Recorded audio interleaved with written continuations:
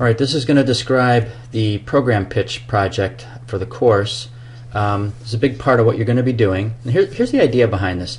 For most of you guys have been around for a while. Most of you are going to be leaving soon.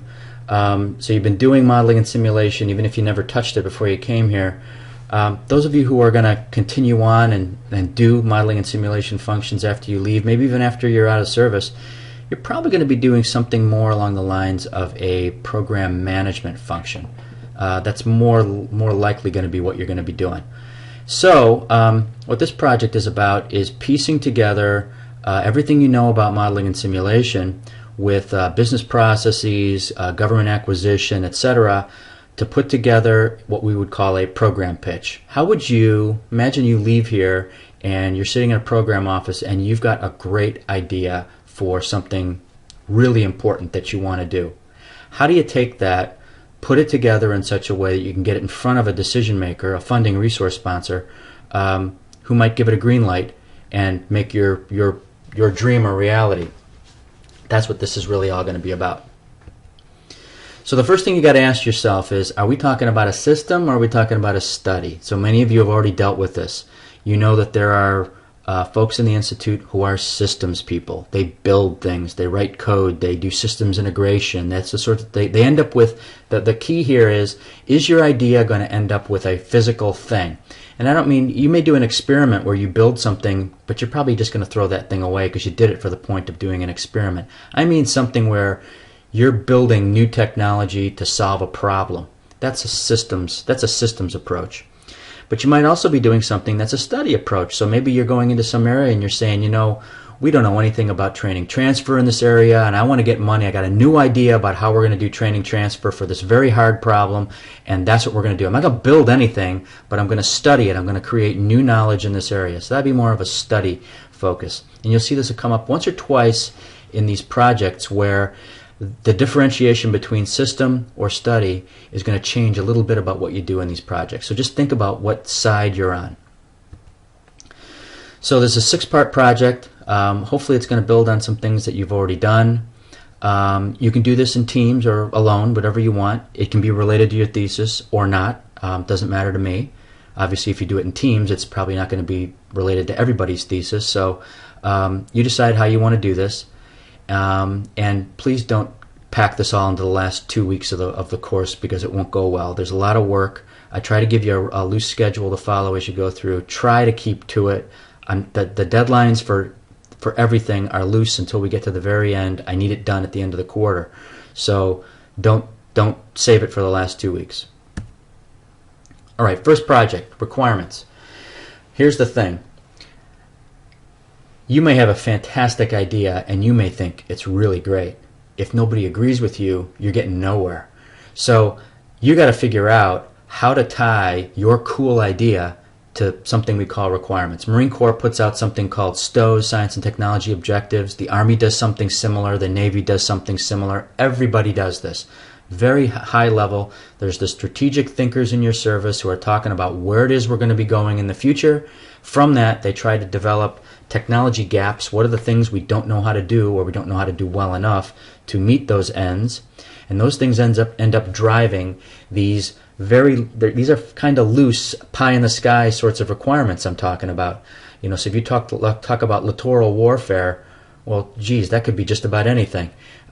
So how does your thing tie into that? You got to be able to make an argument. Make an argument for how your idea fits into some strategic thinker's requirements. And most importantly, go find me some evidence. Go find a Naval Science and Technology strategic plan or something like that. I've given you some links to a bunch of documents that are available. Go find some others. Whatever you can find to justify your requirements, that's what you need to do. This is not a long requirement for you for this project, but you have got to be able to justify what you are doing according to what your service or somebody says that they want to be doing. And of course, if you know who might fund this sort of thing, tell us that too. That'd be good to know. Now, this is the Heilmeyer Catechism is sort of the backbone of the whole thing. So don't skimp on this. This is another reason why I say don't wait till the last minute to get it all done. So for your respective project, here's what you're going to do. First of all, you're going to state what the problem is. Tell me a little bit about, at this point, about what it is you think you're doing. If we're building a system, tell me why we need this thing. Why is what we have not adequate? If this is a knowledge gap, we don't understand how human memory works this way, so we can't train people the way we need. They aren't retaining these skills like we need them to. Tell us what the problem is. It's taken too long to get people into the field and at a reasonable skilled level. Tell me what it is. Then tell me how it's solved today. Even if it's like really, really crappy and that's why you want to do this thing, tell me how it's solved today. It's unlikely that what you're proposing is like flat out not being done at all. So tell me what we know about it. And tell me what's the new technical idea? Just in a nugget, what are you going to be doing? Why can we succeed right now? So if you're doing some kind of an agent modeling thing for Combat 21, you're probably going to say, hey, we know some things about modeling human behavior we didn't know about before, and I got an idea about how to use that to solve this new problem. That's what I'm asking for here. So you're standing on the shoulders of giants. Tell me who those giants are. What is the new idea? Why can we succeed now where we couldn't before? Now, next one is, who cares? Why? If this is going to be successful, who's going to benefit from this thing? If you can put this in dollars, you're a superstar. You might not be able to do that, but do the best you can. Is it disruptive? You're going to learn something about what disruption actually means. Tell me, does that mean anything here? Then I want you to tell me a little bit about how it's going to be organized. Don't go too far in this because we got a whole project coming up in number 4 that's all about this in great detail. Because of course, if anybody's going to hand you money, they're going to want to know that you got a plan. All right, which relates to the next one. How are your intermediate results going to be generated? This is also in Project 4, Step 3 is called Milestones. What wickets are you going to go through, right? You're going to have to be able to tell your sponsor, hey, by January of this year, I'm going to be at this particular point. That may be a decision point for them, where if you don't hit that, they're going to cut you, and your project's going to end right away. On the other hand, you may not only hit that wicket, but have far exceeded where you thought you were going to be, and they may say, shoot, I want to plus you up. This is really important. I want to give you some more money. That's why these milestones are really important. So tell me how the intermediate results are going to be generated, what they might be, and relates to the next one. How are you going to measure progress along the way? How are we going to know that you have testable hypotheses, that you're moving ahead, that we can tell that this is going to work out? This is all your boss is going to want to know. Risk mitigation. How do I not spend lots and lots of money over 4 or 5 years on your program and then have it turn into nothing? This is what you're helping them to protect themselves. Next, you want to know what it's going to cost, and don't do too much on this now either. This is just ballpark. Is this going to be a $10 million program? Is this going to be a $1 million program? Do you need a couple $100,000? What do you need to get this thing done is all we're asking for right now. We're going to get very detailed in a little bit. All right. Now this is sort of your background. So I want to know what the prior research is. Remember I said we all stand on the shoulders of giants. Tell us who the giants are. And you're expanding on Heilmeyer parts 2 and 3. So we're going to build up what this background detail actually is. So step 1 is your background. A short synopsis. I want a page or two on what's the prior work in the area. Don't tell me that this is a really cool idea, nobody's done anything before. What relates to it? Even if nothing is spot on, hitting everything that you're going to be hitting, but only hits part of it, tell me about it. And so what are the most important instances of prior research on which your work relies? Next, you're going to do an analysis of alternatives. Now this is much more important for those of you doing systems, because you got to be able to tell me, why am I investing in research? Why don't I just go buy something? Why don't I just go buy Microsoft Flight Simulator and make that work the way I need to do, make it do what I need it to do? And you're gonna say, well, because you can't modify it the way you need to. We have these special requirements that this off-the-shelf product isn't going to meet, whatever it happens to be. So you tell us what the alternatives actually are. Now, if you're doing a more of a study type of a program, then I expect your background to be a lot deeper. You probably don't need an analysis of alternatives, but I don't want 2 pages of background. I probably want 3 or 4. So that's how it balances out for Project 3 on which side of the fence you're actually on. This is what your analysis of alternatives matrix might look like. Just give me some options. What are some things that do something like what you're talking about? What functions do they have? What are their costs? You might add a column that says your criticism of them. Why are we not doing that? Or maybe you are going to buy part of it to solve part of your problem, but you got to do more. Tell me about that right here. Okay, so the next is this work plan and budget. So we're going to start off with this plan of action and milestones. Step number 1 is your architecture. And again, there's a little difference here on which type of program you're running. If this is a system, I want to see a schematic. I want to see the different components. I want to know how the components talk to each other. Which things are you going to be building? Which things are you going to be buying? How does it all fit together, right? So if you've got something that's doing some sort of a visualization on a module, and you've got another thing that's doing some sort of AI technique that's determining what to visualize, draw me some boxes, tell me what they do, and how they relate to each other. If you're doing empirical research, it's not really a schematic in the sense of engineering, it's a schematic more in the sense of a flow chart. So what are the steps that you're going to have to go through to get this thing done?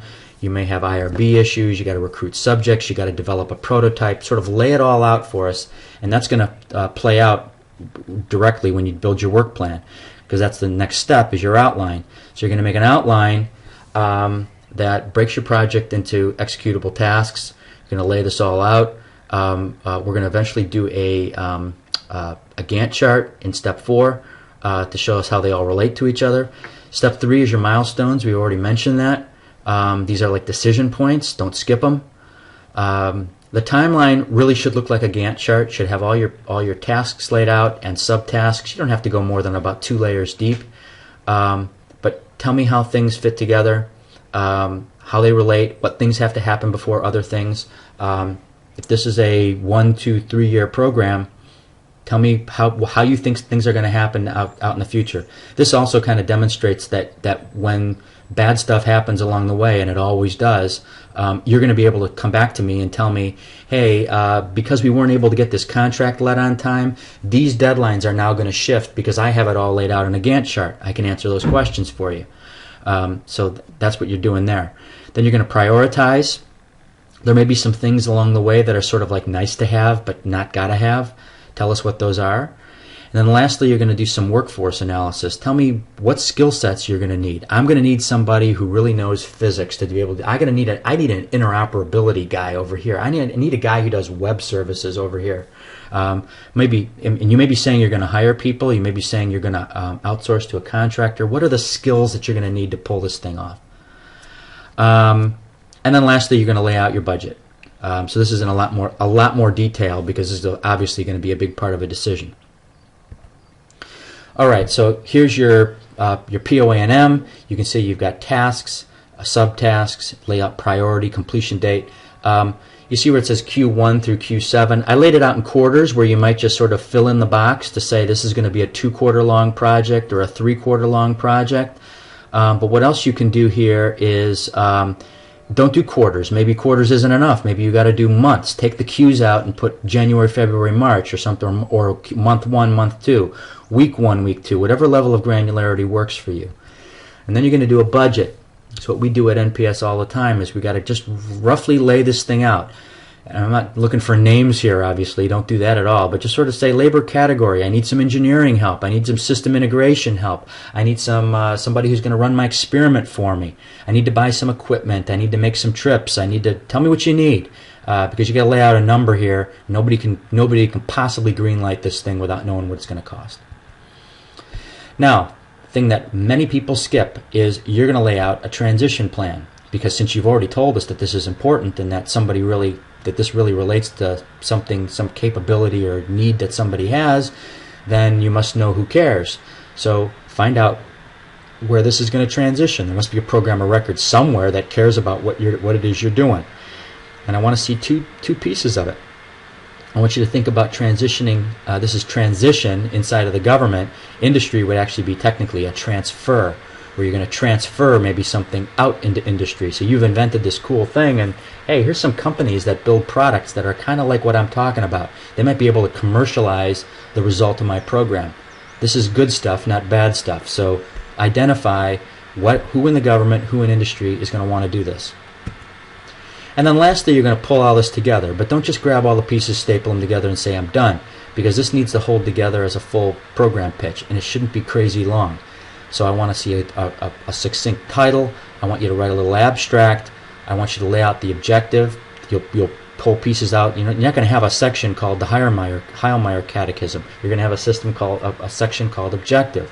What goes in there? You're going to have a background section, approach, work plan, deliverables, and budget. Lay it all out like you're really going to pitch it. You've got it all in front of you. Just reorganize it. And that's essentially what you're going to be doing. And that's the final product that you'll be delivering at the end, but you'll be delivering it piecemeal along the way.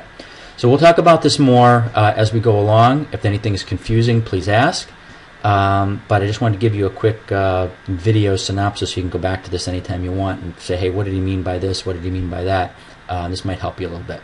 Okay, so get started. Don't wait till the last minute, and let me know what you need.